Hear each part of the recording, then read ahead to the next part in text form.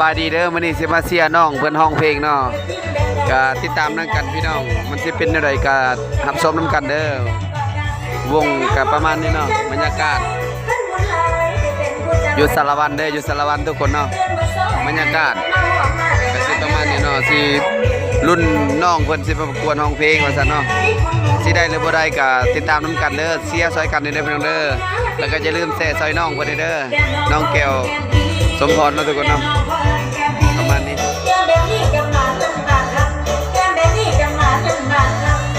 โซนนี้ก็สบายดีทุกคนเด้อพี่น้อง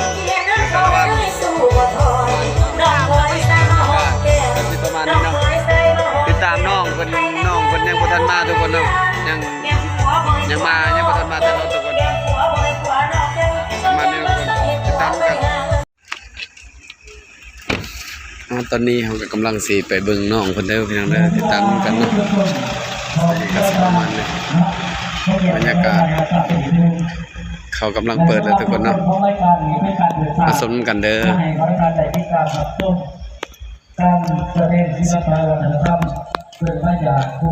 ก่อนยินดีตอนหับเข้าสู่ประเทศลาวเชิญทานติดตามหับชมและหับฟังได้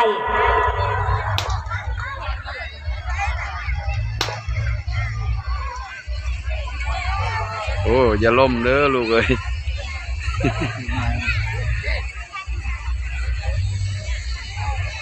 ที่ว่า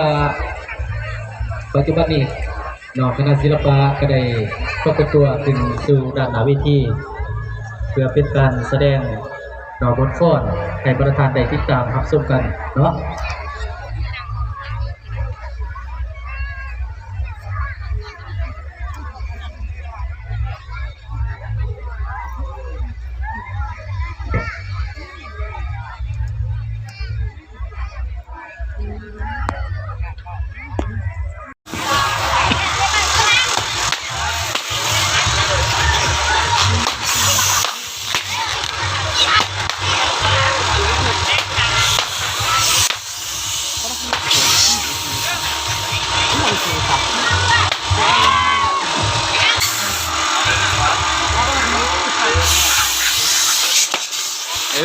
แนวนั้นไหมแนวนั้นไหมเอ้ยแนวนั้นเลย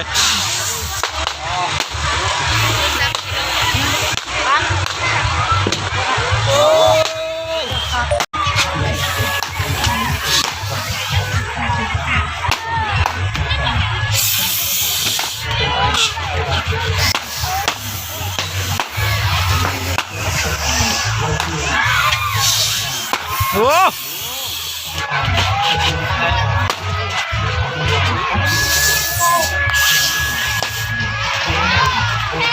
เน้นๆเลยเน้นๆเลยหนึ่งแนวนั้นแม่แนมก็มองแนมกล้องเนี่ยเชื่อเด้อกำลังจะเกิดอะไรก่อนเนาะ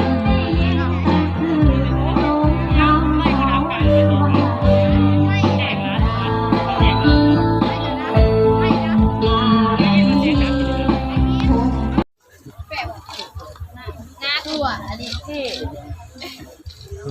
ก็งามดีจะรอให้เปิดประกาศก็หลบต่อไปทุกท่านพบกับผู้ประกวดหมายเลขที่5นางเกี่ยวโสพรอายุ6 ปีเมื่อจุฬาส่งเข้าประกวดซึ่งได้บทเพลงเขียนว่าเพื่อทางที่ตามหับชมและหับฟังได้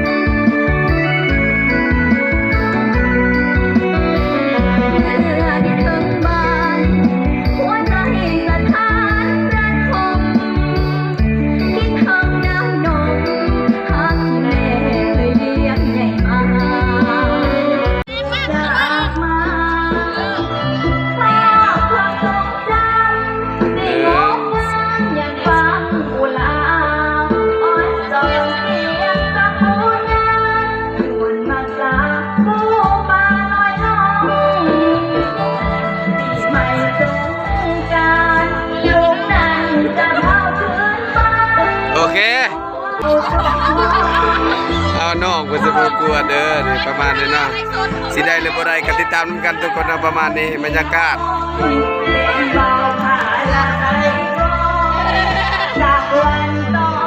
เป็นไดความรู้สึกบ่ได้ย่านบ่โอ้บ่ได้ไล่สดบ่ได้ไล่สดเอาดีใจนำเด้อดีใจเสียงสุดยอดสุดยอด มือเงินทุกคนมาเสียใจเอง เด้อขอบใจนี่นางงามก็เด้อ มันพูดเด้อมันพูดเด้อ มันพูดเด็กขอบใจเอาผู้สาวยิงแม่ ก็อาการต้องการมันก็ต้องการหมดแล้วเนาะเอาก็ต้องใจ เอาเด้อเฮ็ดดีๆเด้อ เกมกับเรา โอ้ สาวหมดแล้วนะแต่รักวันเมืองว่าโอ้โหมาหน้าของ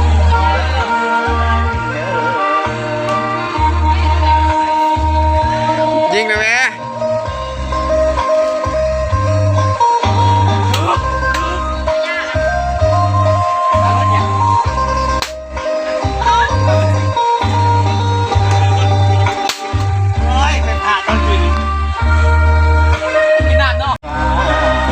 ดอกใจ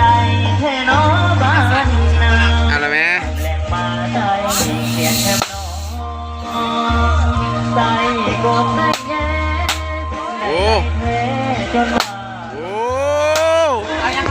เขียนเสียงนี้แซวแล้วก็ไม่ เอ้ย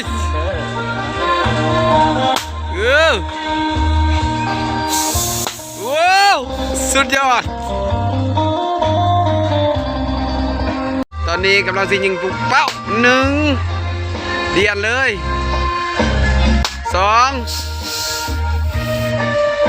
3เรียนต่อเลยเอาต่อเลยบ่ต้องใส่ตัวนั้นเป็นได้ทุกคนเนาะสุดยอดสีมือบ่ธรรมดามาจากมสตุมลาน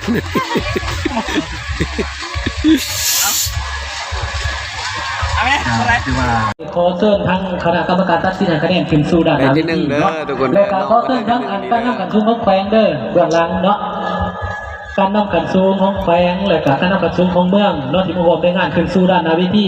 เนาะโดยเฉพาะเป็นท่านวิไลศิลาดวงใจเนาะและก็ท่านห้องหัวหน้าแผนกพนักงานระบบเฮจากการเงินแขวงเนาะและก็จาก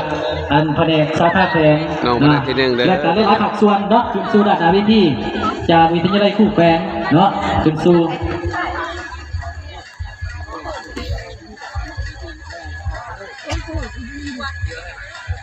เอาผู้ชายขึ้นสั่นเพิ่งเด้อเนาะเอาผู้ชายขึ้นสั่นเพิ่งบัดนี้ผู้ชายยับขึ้นสั่นเพิ่งเนาะเพราะว่าทางคณะกรรมการเพิ่นสิจัดสั่นถ่ายรูปเนาะไว้เป็นทีละหนึงจากผู้เข้าประกวดอันเพศชายขึ้นสั่นเพิ่งเนาะจากยับเข้าไปน้องๆเฮาเนาะ